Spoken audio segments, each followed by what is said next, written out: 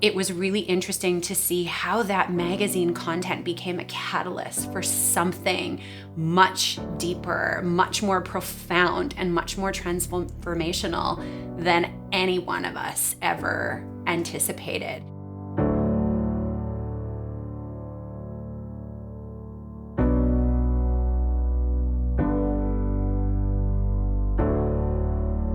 How can you heal in an environment that harms you? Women are not recognizing that they're experiencing grief and trauma because this is not a language we're familiar with. Why?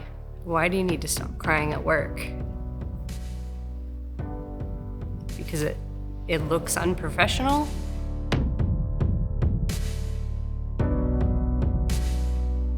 I still think that I burned out and was diagnosed with a potentially life-threatening illness because of me.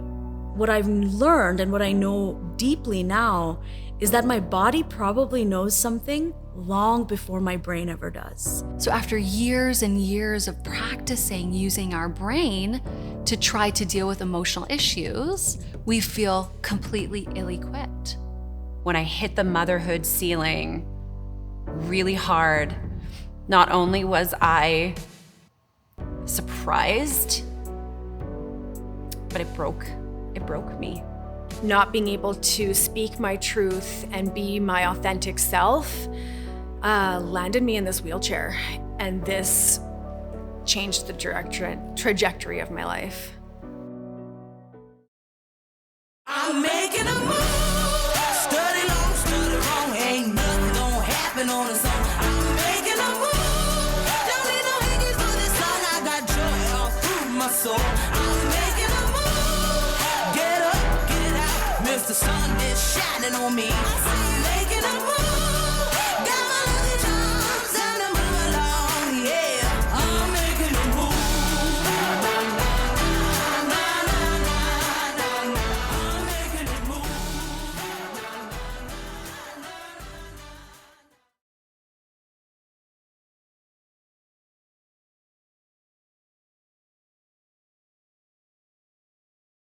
We asked so many experts to weigh in on what happens when women are not fully authentically expressed. So there are macro answers to this question and micro answers to this question.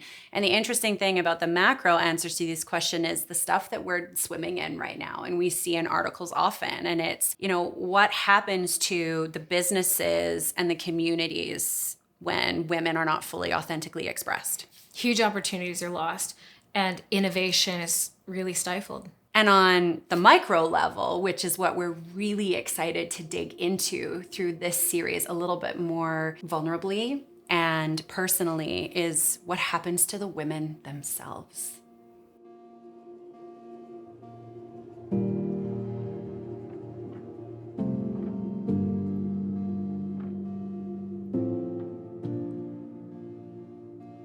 The definition of grief is the conflicting feelings caused by the end or change in a familiar pattern of behavior. Grief is also referred to as the normal and natural response to loss of any kind. I was so concerned about what was happening around me, and nobody had really paused and said, "Hey, Linz, what's happening inside of you?" Traditionally, when we think about grief, we associate that with death. But there's actually over 43 forms of loss that can create the feelings of grief. And when a woman is not embraced and respected and supported for her authentic self, there's a number of losses she may experience, including a loss of trust, a loss of safety, a loss of belonging, and a loss of sense of self and identity. 2 months into my maternity leave, I found out that my role as head of a department was given to someone else. 2 months postpartum, your brain is still not the same. Your hormones are still not the same. Receiving that news after I put so much heart and soul into being the head of my department was one of the hardest pills that I've had to swallow, because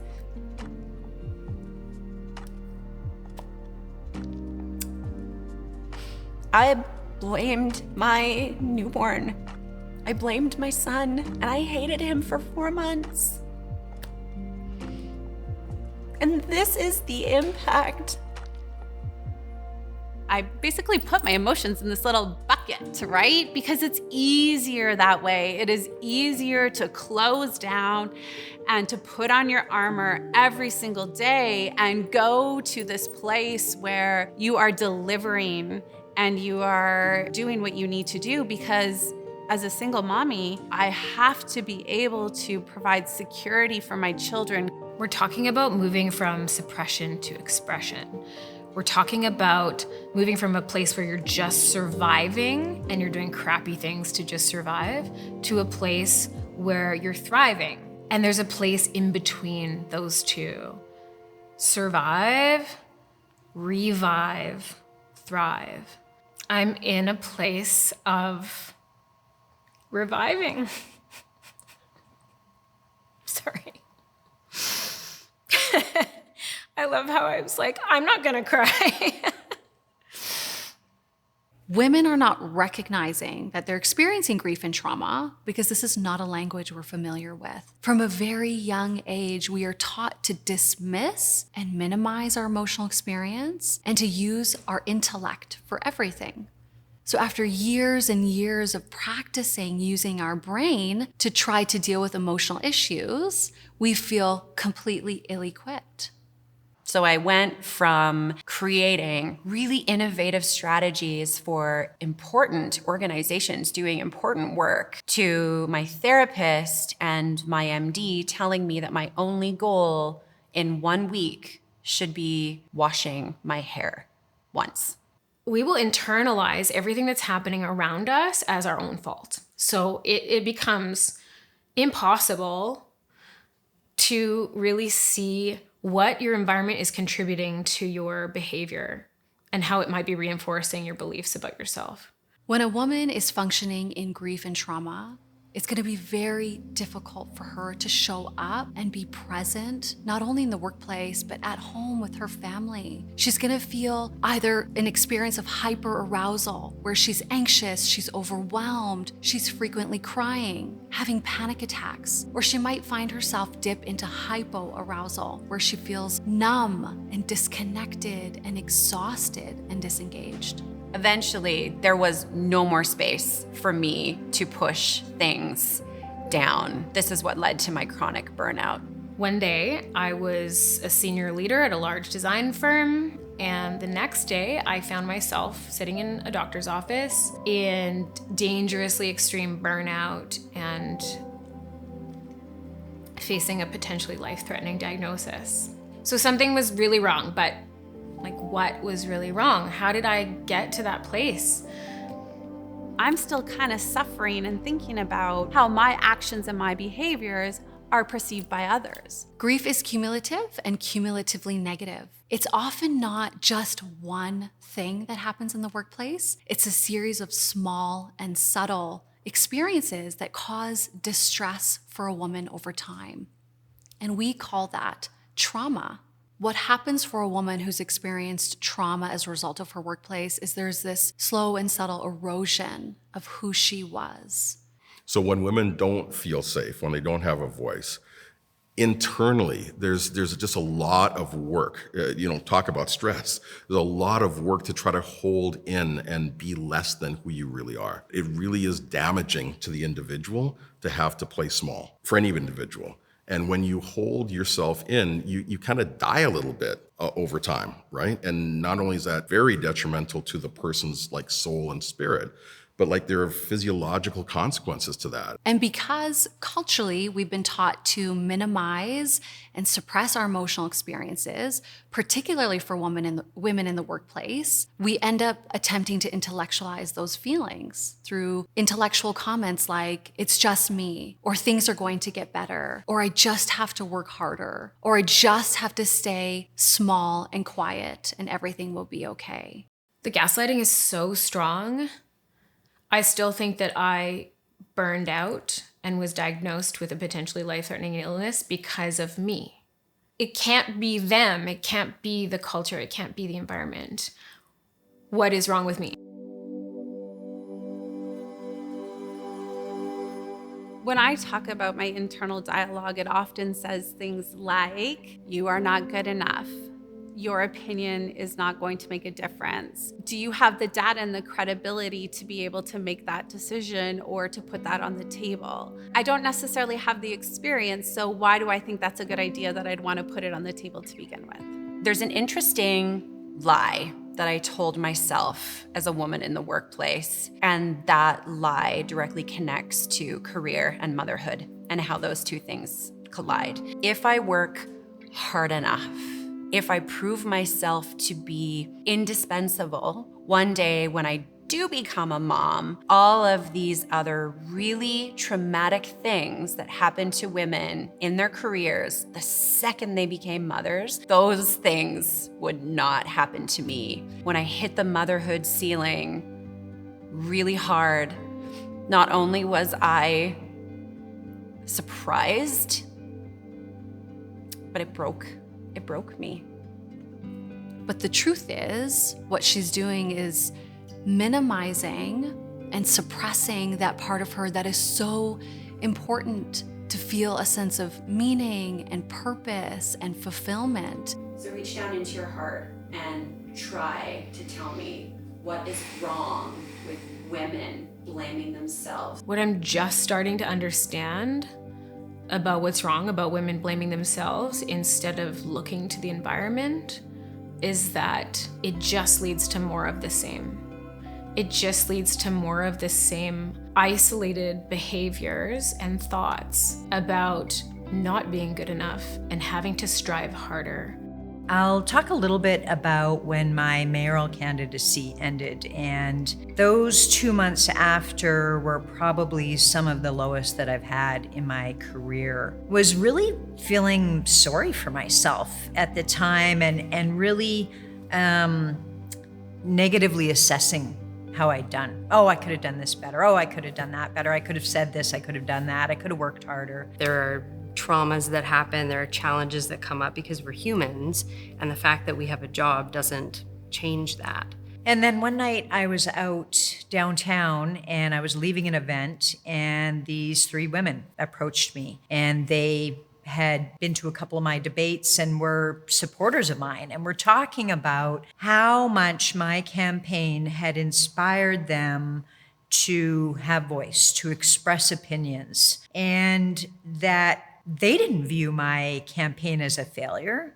They viewed it as a prompt for them or an inspiration for them to take a risk, to put themselves out there in situations that they hadn't before. And I have to tell you that that was a pretty teary ride home, because I remembered why I did it in the first place. And when she steps into her authenticity, she's taking incredible risk.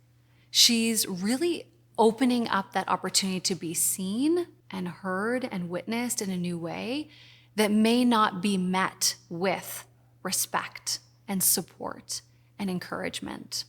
While I was campaigning and while I was being constantly questioned about my qualifications and whether I would be able to do the job or deserve the job, I thought about my daughters.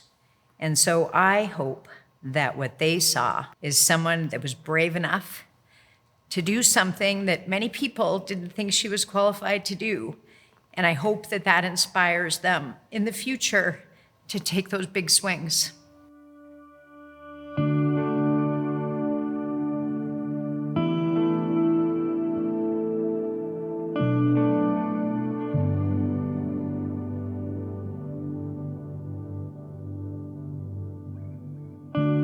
When I started to understand that my authentic voice was not being heard, I started to challenge my own confidence. Were the ideas that I was sharing not good ones? Was I missing the point? Was I even in the right job? I can't wait till one day I wake up where I'm no longer questioning, am I authentic today? Like, did I show up wholly and completely? Like, what does that look like? And just be like, today was an amazing day. So when human things happened to me and I needed to slow down, I quickly realized all of those opposing forces that were not good for me, not good for my mental health, not good for my my work performance, because you can't really be there for the people you're serving if you're not okay. I'm recognizing you asked me to call out this thing. You're getting flushed. You say Oh, you do. so I'm having feelings. You're having feelings. It's not bad though. But I just. Oh, just wait. You told me. Yes. That it happens. And so do we want to take a hot minute and like. No, I liked your idea, and I'm having a feeling. This is just feelings, because all of this, it is emotional and it's hard to talk about. In this one particular time, I felt comfortable enough that I would voice my opinion and to give a different perspective and see different possibilities. And half of the room just said, that will never work. You obviously have not been listening to the conversation, because that doesn't even fit with what the conversation was. I can feel I'm getting red in the face. My heart is palpitating. I want to crawl underneath the table. I no longer want to talk anymore. I struggled with a challenging fertility journey at the peak of me transitioning into being a senior leader. And I was surprised by how unprepared I was to manage the intersection of wanting so desperately to become a mom and also wanting so desperately to be super impactful as a leader, and really looking around the room and not seeing anyone who could even try to understand. So many of my clients, I think some of them have come to therapy to say, I need to stop crying at work. Why? Why do you need to stop crying at work? Because it looks unprofessional. And I think it's frustrating to not be able to get your words out because of the tears, but as a therapist, when someone shows tears in my office, it's not, no, we got to stay on agenda here. Let's get back to the point. It's no, let's hang out for a second. What is this feeling? Notice it in your body. What is it trying to tell you?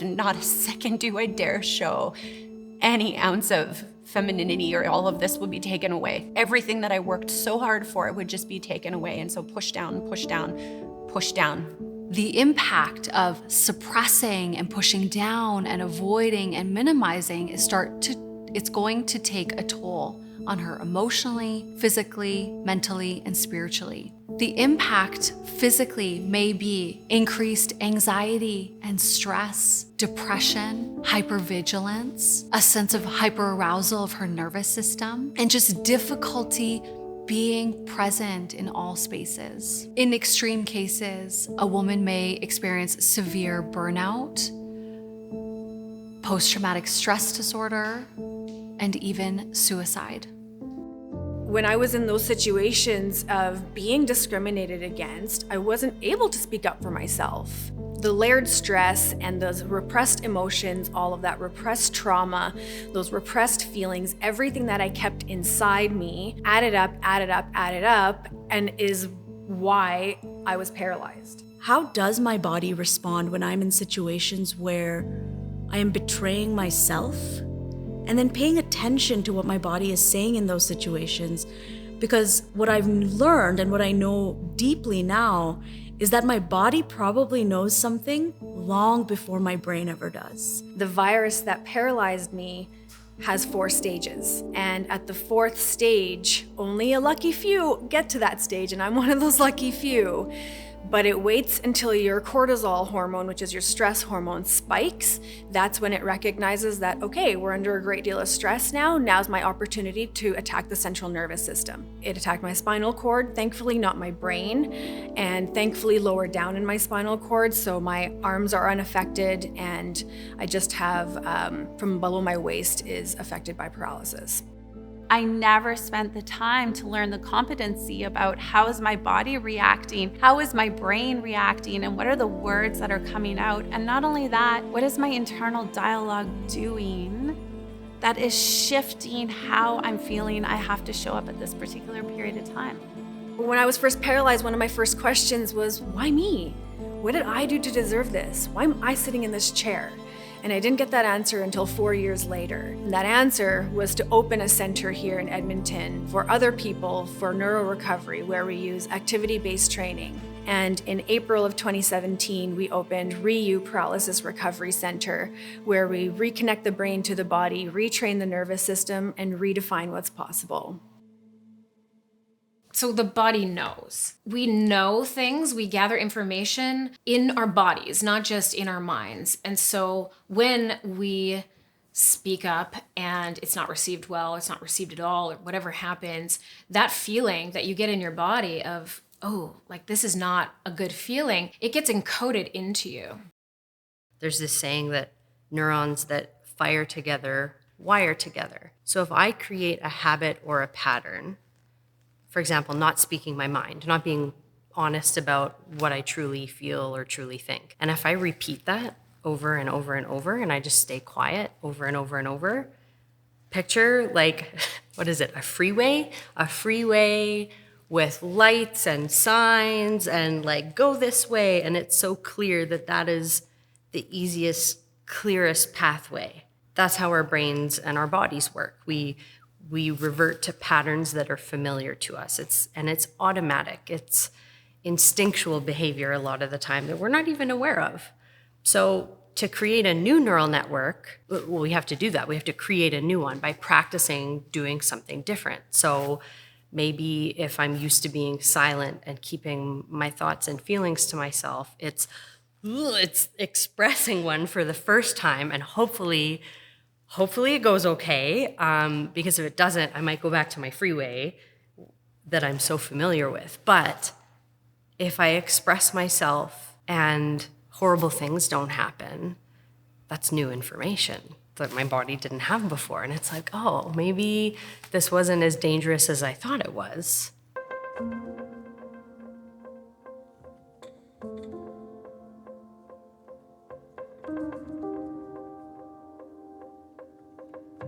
So the journey of reintegrating into my body was a really pivotal one for me. I didn't know when I was hungry. I didn't know when I was thirsty. I didn't know when I was sad.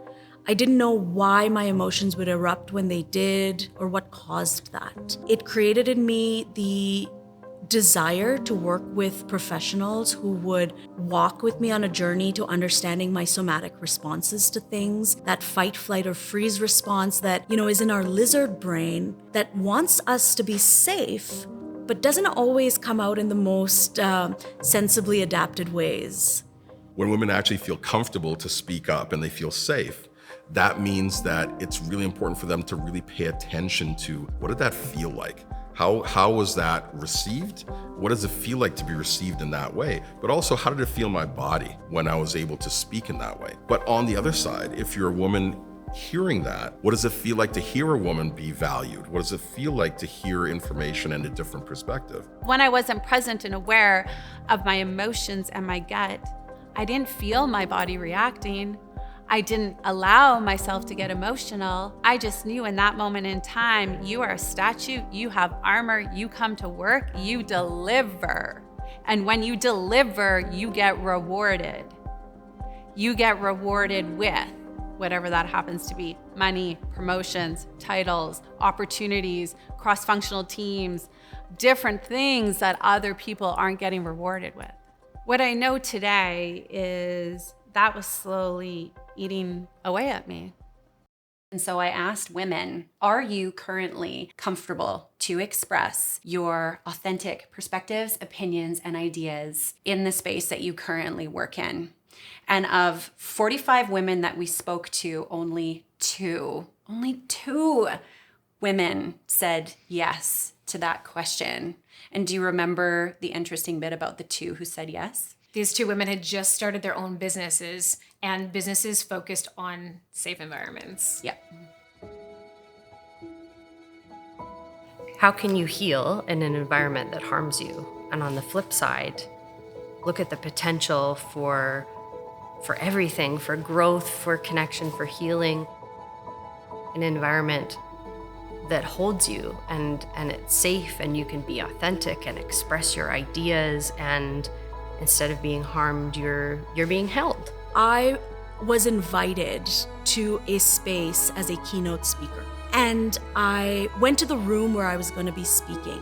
I approached the person whom I had been communicating with over email, and I said, "Oh, hey, I'm Roselle." And she was looking down, working on something. And she didn't look up, and she said, "Mm-hmm." And I said, "Oh, I'm just here for," and she looks up at me and she said, "Oh yeah, if you could just, go on over there and set up the breakfast and make sure that there's enough coffee for everyone and X, Y, and Z." And I said, "Oh, I'm not here from food and beverage. I'm here for the keynote address."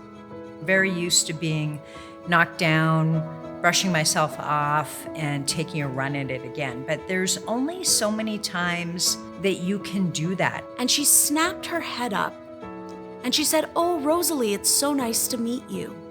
And it really set me off on my back foot because I was there giving a keynote address about the importance of inclusion. Yeah.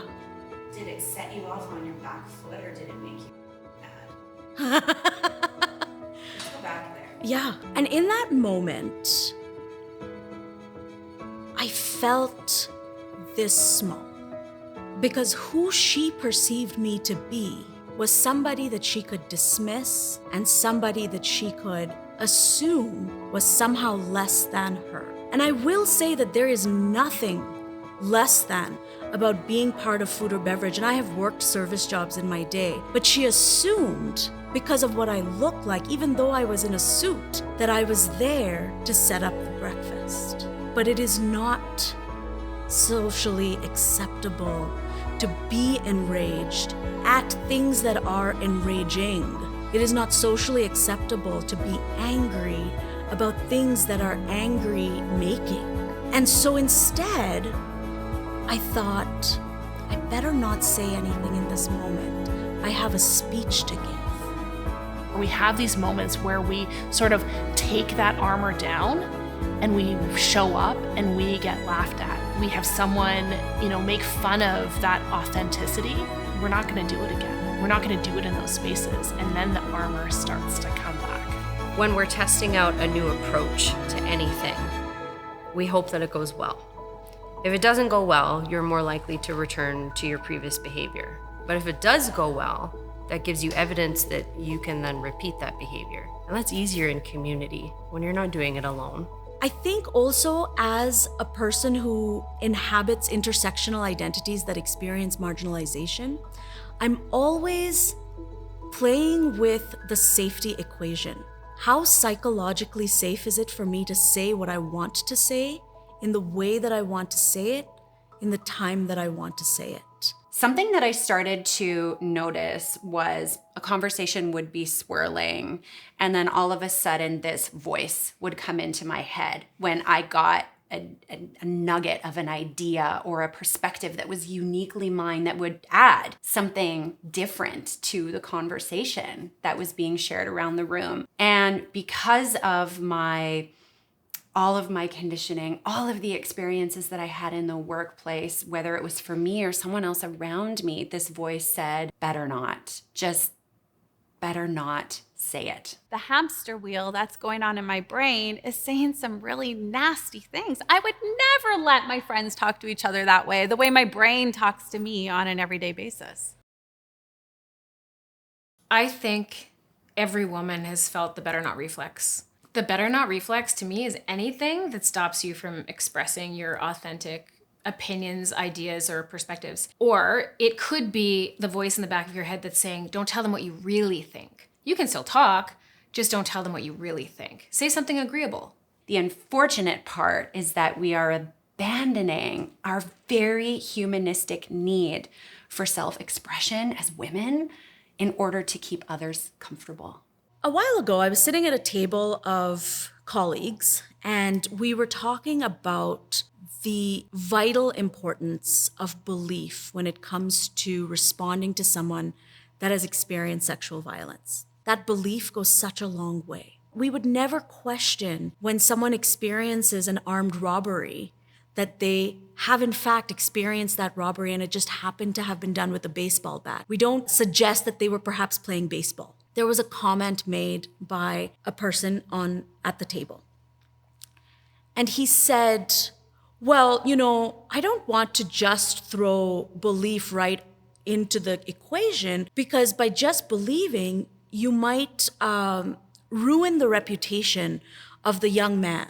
So in that moment, my previous experience and perhaps my fears suggested to me I better not say something. And if we don't share how we feel and be able to articulate it in a way that can resonate with the other party, that teachable moment gets lost. And you don't often get it back in a way, in an opportunity where you can share that feedback. So if the opportunity's there, I think we have to find the courage to speak up. If we don't speak up, nobody else is going to do it. I went back later and processed that discomfort because it was uncomfortable. And I did go have a conversation and I did say something. But I wish, in retrospect, that better not reflex hadn't held me back from suggesting my voice in that space, because I think that there were 12 other professionals at that table who could have benefited from it as well. Those things that women experience in a 9-to-5 or whatever the working environment is, shift work. I say 9-to-5 to contextualize work environment. Those don't go away. Those are scars. They might get covered over. There might be Band-Aids on them, but talking about them is still hurtful, however many decades later. I think it takes a lot of courage to be able to stand up and to have real vulnerable conversations about emotions and about feelings. When I was having a struggle and I didn't know where I fit, I couldn't see where I fit next in my career. I knew I could do something good, but I didn't know what it was. I had to think about people that I respected, looked up to. You've implemented a number of tools to work on that resoluteness, right? Well, I think you just are that way. No, that's not true. I had huge doubts about my personal professional brand. And I had to find a personal board of directors that was made up of men and women who I could talk to and say, like, I'm struggling, I don't know what to do. The larger cultural narrative of grief tells us that it's an intellectual experience, that it's something that we can get over and recover from in a matter of a few weeks. But the truth is, grief is an emotional experience. It's not something that we experience in our brain, it's something that we experience in our heart. When you're doing something and you set your mind to doing something and it doesn't work out, the feeling of failure happens whether you're strong or not strong. So the impact of that feeling of failure can play itself out in so many different ways. And for me, I was so confident that what I was going to be doing or what I was doing was something that was really critical and important. And when it didn't work out the way I expected, to a point where I had to make a decision to exit out of an organization, it feels like a failure. We need that safe place to practice, because for so many women, the world has not been a safe place. It literally isn't a safe place. It breaks my heart when the girls that I work with are starting to talk about safety and walking alone at night and the way they dress, and I'm like, you're starting to learn, you're starting to realize how the world is a dangerous place for us. It's really interesting when you move past grieving, reflecting, processing something that you think you've lost, and realizing that there's so much more in front of you. In all parts of your life, my life in particular, I was able to pretty quickly see some things and experience things and move into spaces that I never thought were even available to me. I do not believe we can make change outward if we're not willing to also make change inward. Practice makes things possible. And what the Magazine Club is trying to do is to inject a practice so that women can recreate the space where they tend to abandon their authentic perspectives, opinions, and idea, and practice speaking or expressing anyway. So the idea of the Magazine Club, when you told me about this, made me so emotional. It's going to again, because the world needs this so much. We need a safe place to practice before we can go apply what we're learning. If stop. Tissue, please.